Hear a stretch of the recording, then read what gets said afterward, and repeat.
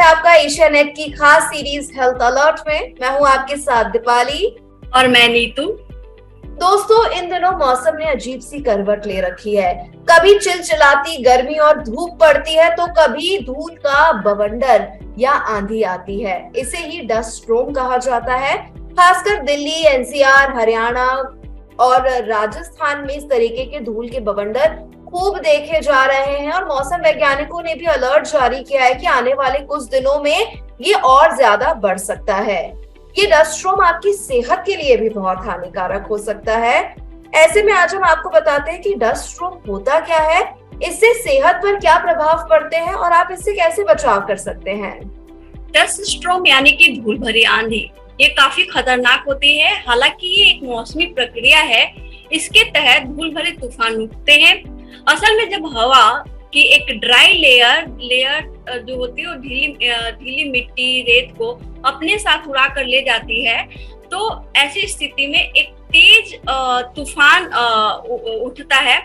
और हालांकि ये राजस्थान में ज्यादा देखने को मिलती है, पर इन दिनों दिल्ली एनसीआर में भी इसका प्रकोप फैला हुआ है।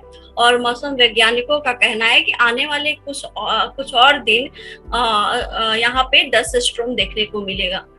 तो डस्ट स्टॉर्म से सेहत को क्या नुकसान होता है, आइए जानते हैं। बिल्कुल, सबसे पहले हम आपको बताएं कि ये जो डस्ट स्टॉर्म होता है ये एलर्जी को सबसे ज्यादा ट्रिगर करता है, क्योंकि इसमें छोटे छोटे पराग के कण होते हैं, जानवरों के बाल होते हैं और इतनी महीन मिट्टी होती है जो आसानी से हमारी आंख, नाक, मुंह में प्रवेश कर जाती है। और इसी के कारण छींक, बार बार खांसी आना, नाक से पानी आना, आंखों से पानी आना, खुजली होना और त्वचा पे चकत्ते पड़ना, ये इसके सामान्य लक्षण है। और जिन लोगों की स्किन बहुत ज्यादा सेंसिटिव होती है उसमें ये एलर्जी को ट्रिगर जरूर करता है। हाँ, और ये सांस संबंधित बीमारियां भी पैदा कर सकती है।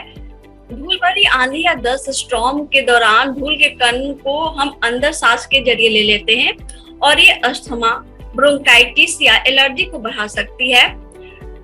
ये महीन कण जो होते हैं वो फेफड़ों में जा सकते हैं, जो हमारी सांस लेने की जो प्रक्रिया है उसको नुकसान पहुंचा सकती है। हम सांस लेने में हमें काफी दिक्कत होती है। अस्थमा पेशेंट को ये काफी ज्यादा परेशानी होती है।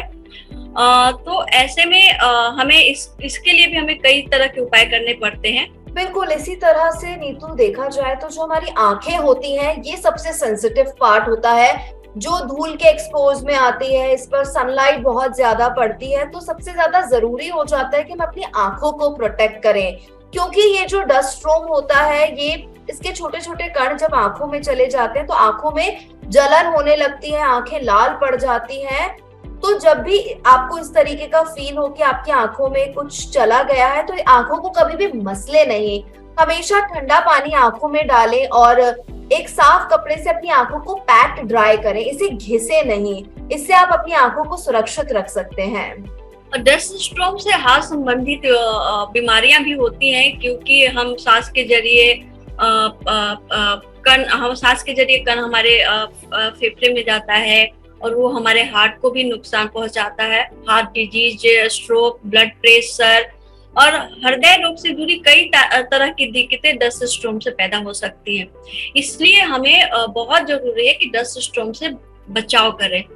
डस्ट स्टॉर्म होता है तो हम क्या कर सकते हैं। अगर डस्ट स्टॉर्म आपके इलाके में आ रहा है आता है तो हमें उस दौरान क्या करना चाहिए। बिल्कुल, अगर हम इससे बचाव की बात करें नीतू, तो सबसे ज्यादा जरूरी हो जाता है कि हम डस्ट कण और अपने बीच एक लेयर को क्रिएट करें। जैसे कि अगर आप घर से बाहर जा रहे हैं तो आप मास्क पहने, आंखों पर अच्छी क्वालिटी के सनग्लासेस लगाएं ताकि जो धूल के कण है वो सीधे हमारे शरीर में ना जाए बल्कि एक आउटर लेयर बन जाए। और अपना जो मास्क है उसे समय समय पर धोते रहें ताकि इससे फ्यूचर में कोई इन्फेक्शन आपको ना हो।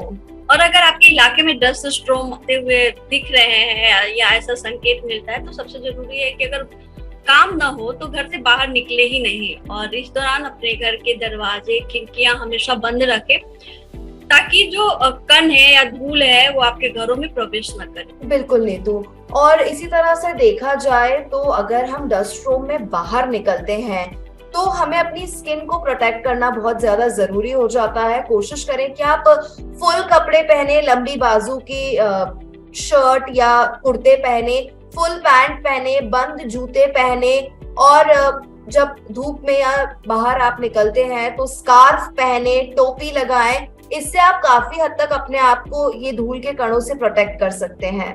जो डस्ट स्टॉर्म होता है, आप अमूमन नोटिस किए होंगे कि उस दौरान काफी गर्मी हो जाती है, ऐसे में डिहाइड्रेशन होने की भी शिकायत हो सकती है।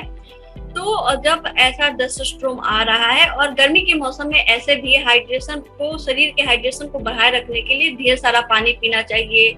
आप जूस पीजिए, नारियल पानी लीजिए, ताकि आपके शरीर का हाइड्रेशन बना रहे। बिल्कुल, तो ये बात हो गई डस्ट स्टॉर्म की कि डस्ट स्टॉर्म होता क्या है, इससे आपकी सेहत पर क्या हानिकारक प्रभाव पड़ सकते हैं, और हमने आपको कुछ टिप्स भी बताए कि कैसे आप इससे बचाव कर सकते हैं।